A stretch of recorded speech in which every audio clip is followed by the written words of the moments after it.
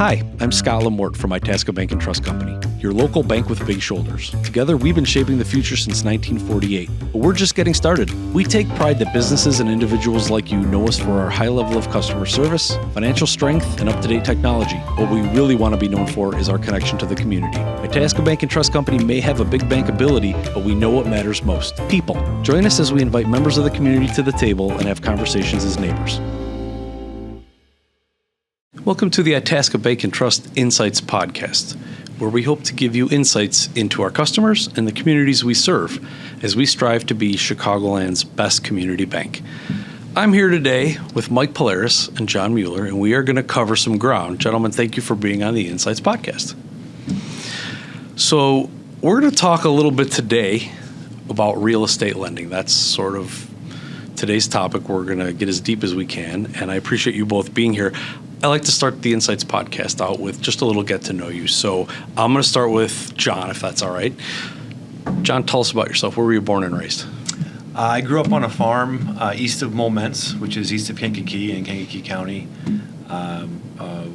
Was there till I was 18. Went to college at Monmouth College on the clear other side of the state of Illinois. Right after that, moved to the Downers Grove, greater DuPage County South region, and started in banking shortly after graduation. How long have you been a lender, John? I started lending in 2002 at another local community bank further east than we are now in Itasca, and came over to Itasca Bank in 2011, early 2011. So a solid 12 plus years now with Itasca. I came over to help with workout situations initially and help our clients find any way, shape, or form to get through the troubling times we had with the real estate market. And pretty much since 2012 and on have been set free to help people grow their business and expand relationships with the bank. So most of your banking career, if not all of your banking career, has been in smaller community-style banks? Absolutely. Pretty much? Yes. Great. So Mike, tell us a little bit about Mike Pallares. Well, born and raised in Romeo, Illinois. My folks still have the same home there that they purchased in 1968. It was a farm community back then, so like John, and it's grown since. After that, in between that, I went to Romeoville High School. Not a lot to do in Romeoville at the time, so I either played sports or got in trouble. Still true to this day, Mike. Not much to do in Romeoville. Wrestled, played football, and I went to Lewis University. And right out of college, I started my first job. So right now, my wife and I recently moved to Glendale Heights, and not too far from the bank. Nancy, my wife, and had a couple dogs, and they keep us on our toes. So my whole family, most of them are still out in Romeoville. So. And what weight class did you wrestle in high school? I wrestled 119. John, did you wrestle? I did not. But if you went to Lewis and you were not a pilot, you must have crashed and burned. I had my challenges, but I survived. So like I mentioned, we're gonna talk a little bit about what the lending world looks like, and we're gonna talk about it from two perspectives. What the terminology we use would be commercial lending and consumer lending. They're somewhat self-explanatory, but I'm gonna let the technical stuff fall to you gentlemen because that's your area of expertise. I think again I'm gonna start with John. John, tell us, does Itasca Bank Trust lend on commercial real estate typically? Yes, it's kind of the backbone of our lending portfolio, for the last 60-some years. Multi-generational manufacturing companies is who we've dealt with mostly through our time there with the large commercial parks nearby. So most of our lending portfolio has to do with real estate or our clients and their real estate and kind of grows off of that. But our primary focus is typically industrial warehouse, residential multi-unit, those are our primary focuses that we like to lend on. We'll go into mixed use, and we stretch out throughout DuPage and the surrounding counties. Is kind of our footprint. But from time to time, as technology has improved, we've had clients that have moved a little bit out of the area, and we've been able to follow them, and they've wanted to stick with us, which is great. What does a mixed-use property currently in the market look like to you? What do you see commonly? Sure, kind of at its simplest form, some type of a storefront. First floor retail type First thing? floor retail, or an office in the front, and then apartments above, or potentially condos above, depending on the situation and location. And that's typically true in both the city and the suburbs these days? Yeah. Downtown suburban areas are pretty similar. Right. So particularly the train line communities, like we see even at our branch in Roselle, the train station area is being redeveloped into that type of mixed use. So Exactly. you're seeing that everywhere? Yeah. Pretty much? Yep. So the things that we do at Itasca, how close to the area where the bank is do these properties need to be for us to be able to work with our customers? Generally, our CRA footprint is DuPage and Cook County, and we'll go outside of that, and we have for existing clients and new relationships when it fits our eye. But for the most part, we stick to DuPage and Cook counties. Good. Tell me a little bit about what does the structure of a commercial real estate loan look like? Give me a little bit of what is the structure of the loan? What are the terms, the amortization, the technical stuff? What is that like? Sure. And not to bore too much, but we generally provide what you might refer to in the residential market as an ARM product. So most commercial lenders typically give 5-year paper, 5-year balloon, if you will, where regardless of the amortization, it's a 5-year note. We like to provide a 20-year loan or less that's fully amortized, where the rate's fixed for 5 years and reprices for every 3 years after that. And the benefits of that is there's no need after 5 years to go get an updated appraisal, most likely, or to do new title work or new underwriting. It's helped some clients get over what we call a mark-to-market situation if there's a slight downturn in real estate market 5 years after they took out their loan initially. As long as they were able to make their payment and keep going, provide us with current financial information, there's no need for them to reappraise and perhaps tag a lower temporary value to their real estate. So for the most part, our clients have really appreciated that product and that flexibility. And from time to time, especially currently, we're seeing how we've priced those. Historically, it's tied to Wall Street Journal Prime, some multiple of Prime it's going to adjust to. And with how rates are right now and short-term rates kind of being out of whack with historical, at times we need to adjust those rates midterm, which we'll do with some internal underwriting without having to completely reinvent the wheel and redocument the entire loan. So if I heard you correctly, we're talking about a 20-year loan product that has a fixed rate for 5 years and then is subject to a rate review, and then is again subject to a rate review every 3 years after till the loan ends. Did I get that right? Yes, the rate is set. It's predetermined what it's going to adjust to. So example, today I quoted someone a 7.25 5-year fixed rate that's going to adjust every 3 years after that initial 5 years to 0.5% over Wall Street Journal Prime. Historically, 1 to 0.5 to 1% over Prime has been pretty close to the going rate for a 5-year commercial paper.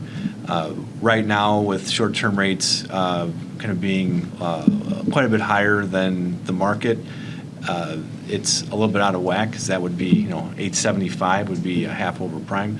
That's quite a bit over what we're quoting today, but historically, if you look back 20 years, it's right in line with a solid 5-year rate, somewhere roughly 3% over the 5-year Treasury.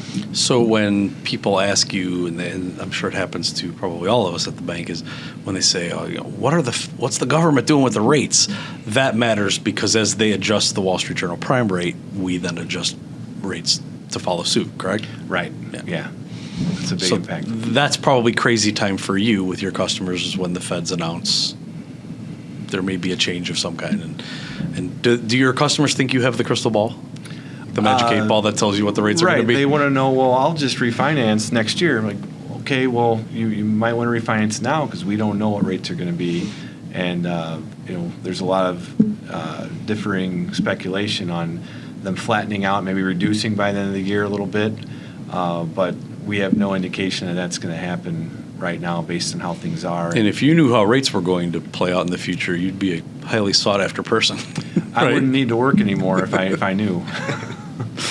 So I'm going to switch over to talk to Mike a little bit about what we call the consumer side. So consumer lending plays by sort of a different set of regulations, right? I mean, there's a little bit of different rules from the government on that. So talk a little bit, Mike, about the difference between commercial side and consumer side. Well, on the consumer side, the different types of loans that I come across can be anything from someone looking to purchase a home, refinance, get a lower rate, which we're not seeing right now because those people that would have done it, did it within the last couple of years, or even someone looking to tap into their equity, doing a home equity line of credit or a home equity loan. So what I come across is really individuals, consumers who are looking to get advice or counsel on, what is the lowest amount of down payment can I do? A lot of people think it's 20% down on a purchase. Not the case. I mean, you can go as little as 5 to 3% down in many cases. Wow. Funds could be gifted, so it doesn't have to be your own money. And what we're seeing right now is less of the refinances, a lot of people sitting on the sidelines waiting for rates to change. And once again, none of us have a crystal ball on what's going to happen. But I do think over time, rates will start to come down a bit once we're able to tame inflation. So does Itasca Bank Trust do all of the mortgage-type lending in-house, and do we keep all that stuff? Yeah, that's a great question. So we can do both. So to the biggest purchasers of mortgage-backed securities, Fannie Mae and Freddie Mac, we can do that in the secondary market, which allows us to talk to people about putting a small amount down. They'll pay something called, on a monthly basis, private mortgage insurance. But once again, it allows them to leverage their ability to use maybe those reserves for upgrades in the home if they're going to be purchasing, or maybe appliances or things like that. On the flip side, especially since we're a relationship-based community bank, we're able to portfolio or do in-house loans. Keep our loans with us? Yeah. Mm-hmm. So if John and I are working with one of our commercial clients or one of our good clients, we're able to utilize our internal funds to help them navigate through the home buying process if some of their particular needs are more complicated. Let's say if they own several businesses or several entities, we're able to go that route. So, Mike, what are the most common types of real estate loans that you deal with at the bank? Are they typically single-family homes, or are they something else? What do you see? That's the great thing about this business. I've been in the business for 20-plus years. Every situation is different. Every client is different. Every deal is different. That's what I love about it. So in some cases, you may have someone who is filling out an application, and they may have 10 properties that they own. Another person may just be a first-time home buyer.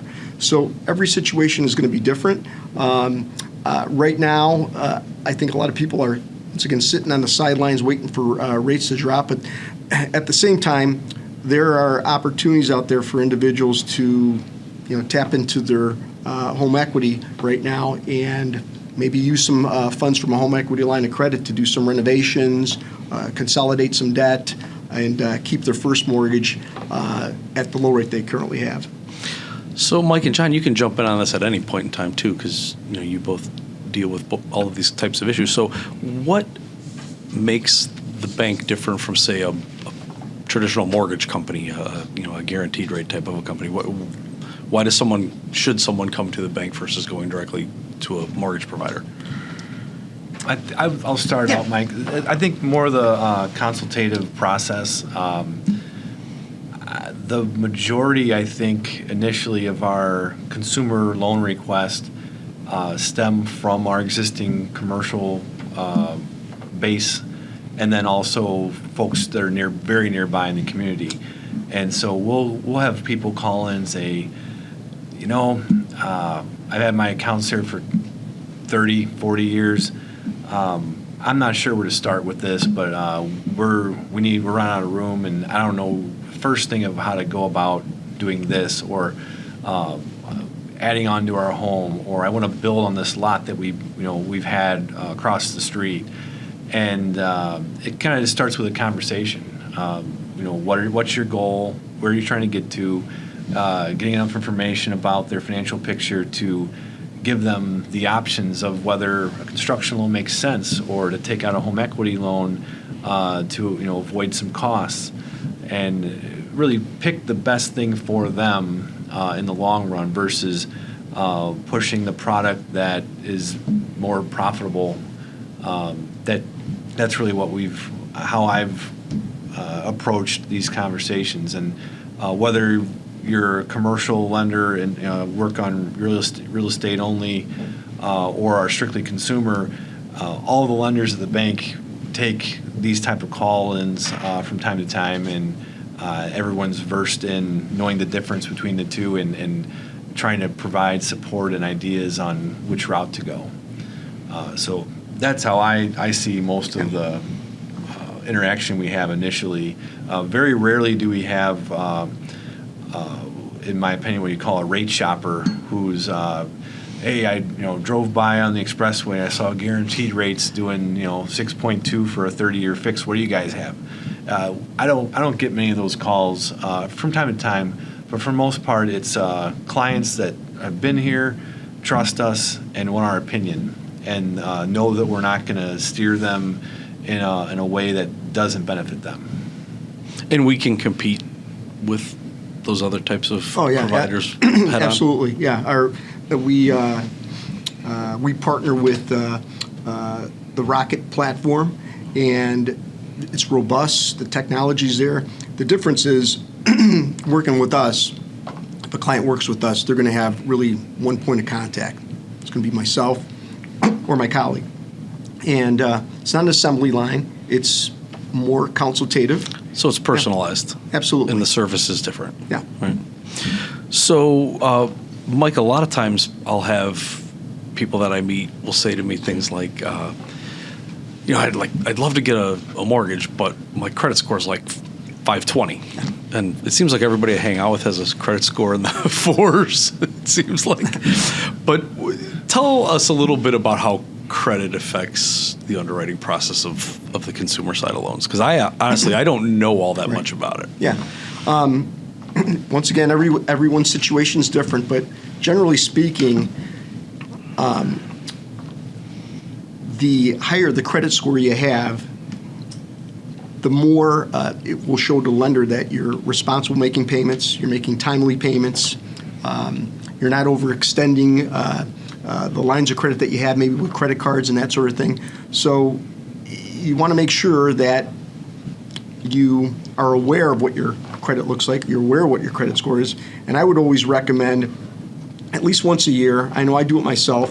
If you go to annualcreditreport.com versus some of these other types of companies or vendors that will charge, annualcreditreport.com doesn't charge, and you can take a look at what your credit looks like. It won't show your score unless you purchase it, but it gives you an opportunity to see what's out there, acknowledge, and to kind of assess your situation. That way you go in open eyes, open ears when you can talk to your lender, and you can be transparent about any challenges you're having.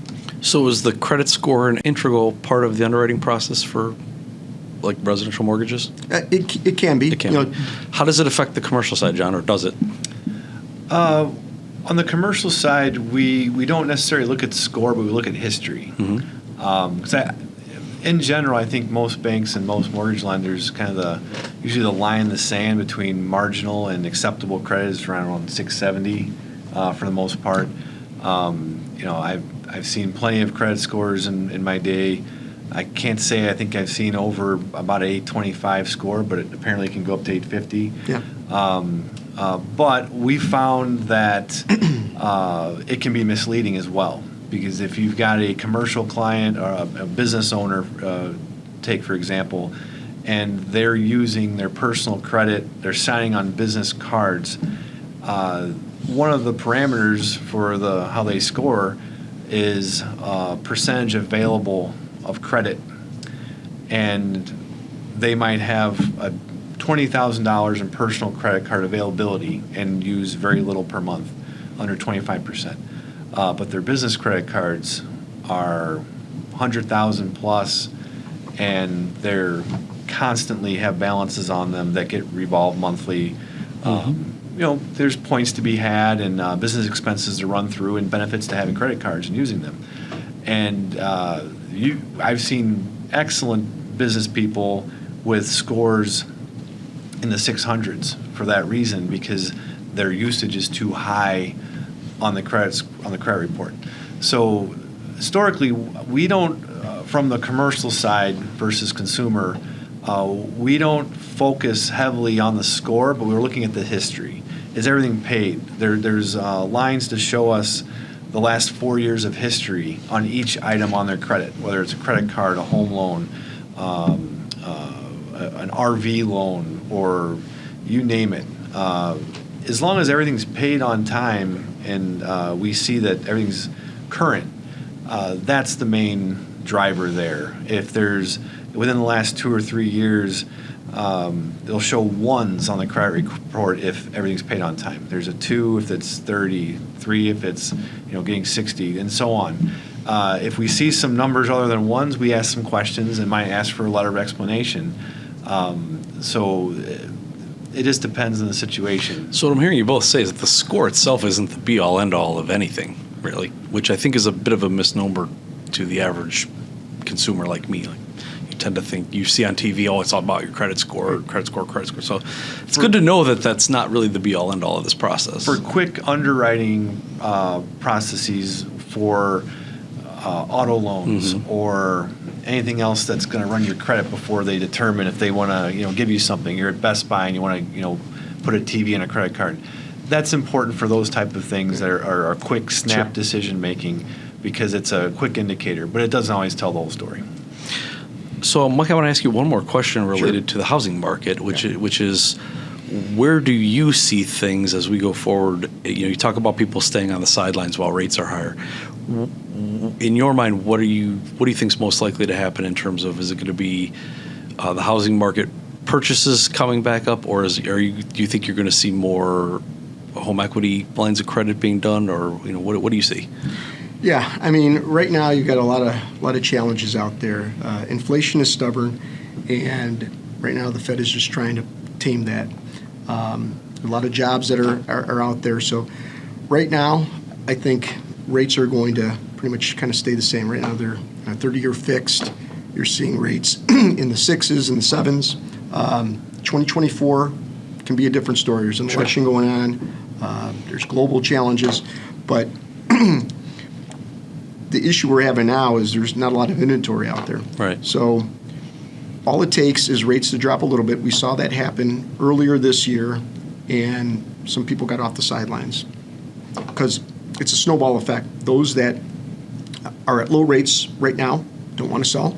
They want to keep that rate, but if rates drop enough, they may. If they do that, that creates inventory, and then there's an opportunity for buyers to come in. And Mike, when you talk about a rate of 6 to 7% on a residential mortgage, when you look at historically in the longer span of time, looking backwards in American history, 6 and 7 is not the worst thing we've seen in our lifetimes, is it? Right. No.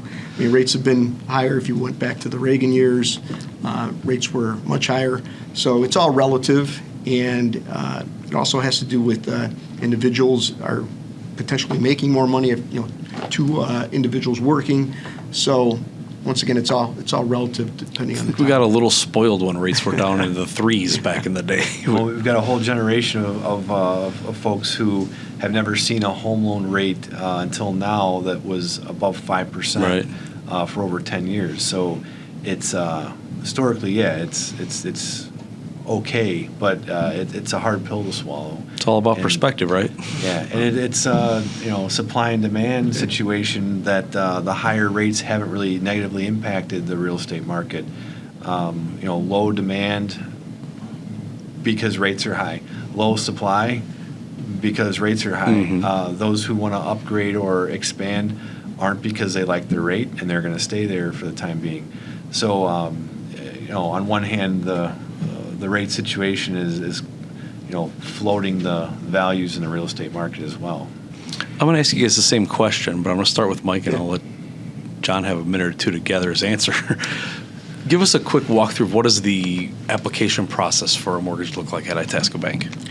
Yeah, so we'll just start with a purchase example. So if someone's looking to purchase a home, that discussion could be a few days. It could be weeks or months, right? Because while they're looking for a home, if they find a home, it may be off the market pretty quick. So that period of time of discussion, initially it starts out with just kind of with some dialogue on setting expectations, what their needs and wants are. We talk through about down payment, what they're looking to purchase, what kind of home they're looking to purchase. Then we start to talk about maybe highlights of the program. Is there gifted funds that are an opportunity instead of them having to come up with the 20% down? We also talk about documentation, what their credit looks like, even before we pull credit. Documentation, income and assets, how long they've been on a job. If they've been on the job for 2 years, or are they self-employed? Do they have a bank account where we can document where their money's going to come from for the down payment and closing costs? So once again, on a purchase, that discussion could be ongoing, but it could also be within a matter of 30 days if they find a home they were looking to purchase. Gotcha. John, what does applying for a commercial loan look like?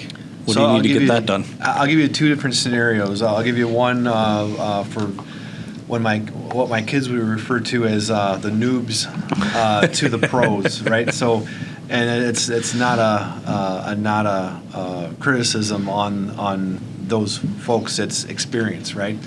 So we have clients that we've known for a long time that are avid real estate investors or business owners that they understand what kind of goes into the process, and they might reach out and say, hey, I'm buying a new property, here's a copy of the contract, here's the lease, or it's going to be owner occupied, and they give us a list of things and say, go ahead and take that to credit and see where you get with it.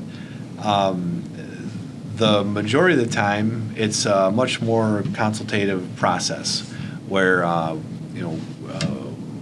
client has their business account with us, and they stop by and say, I've been renting a long time. I think it's time for us to own our own facility, but I don't know where to start. Let's what can you tell me? What do you guys have? So we kind of start from scratch. You dig into their financial information, look at what they've been paying in rent, help them walk into a mortgage payment, find out what they have for a down payment, and walk them through the process to show them this is what you're paying in rent, this is what you could be paying in principal and interest, and building equity every month. So we get a wide variety of experience levels. You might have a client that's run their business for 30 years, but they've rented the whole time, and now they want to own that real estate, but they really haven't been in that market. And then to the far side of the spectrum where they're more checking in, hey, here's some information, do your underwriting, get back to me on how you think the cash flow looks, and that's going to help me determine if I want to pull the trigger off of this letter of intent. So that's kind of the front end of it. After that, we get it to our underwriting team, review that. Depending on the size of the credit, it might be just myself, it might be myself and one other lender to sign off on it. Larger credits need to go to multiple people and perhaps even our board of directors for approval for large credits. So this stuff doesn't happen in a snap of a fingers. No, Right. folks wish it would, Right.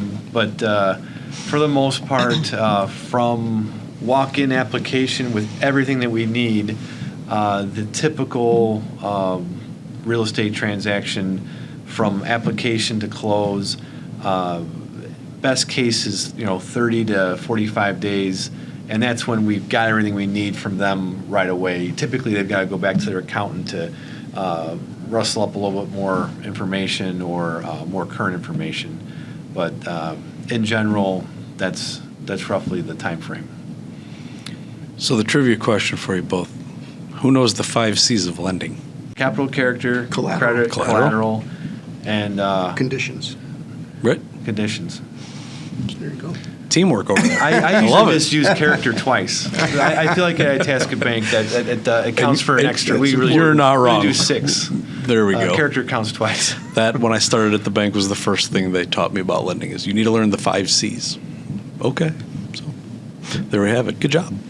Kind of one last question that I have before I open it up to you guys is, what do you say to people who say the only people who can get a loan are the people who don't need it, the people who already have money?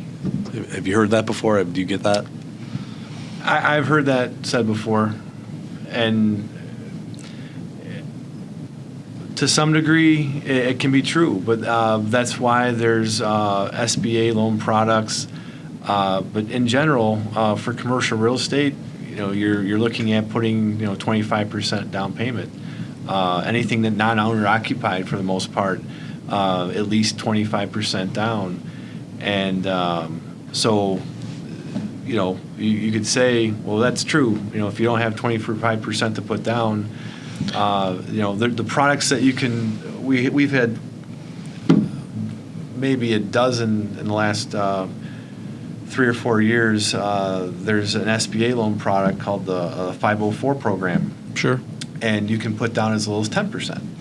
I'm still going to work with Mike because he only needs 5%. Absolutely. Well, and that's on the home loan side. So generally speaking, that's a less historically risky loan type, because would you rather lose your business's property or the place where your kids sleep? Right.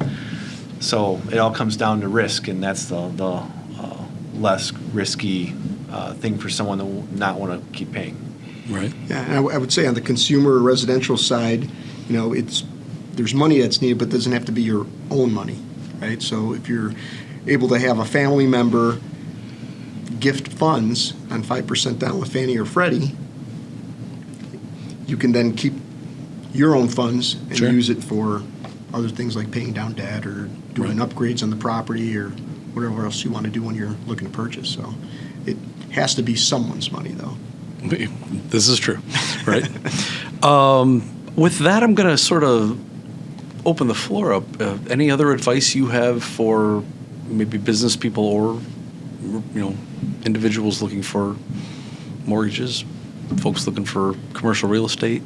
Any tips? Anything they should know? Always have a plan.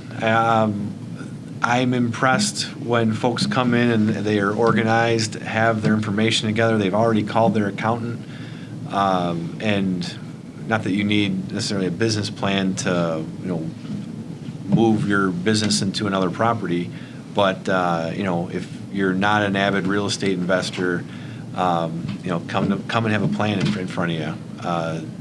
Versus, I'm thinking about doing this, I'm not sure.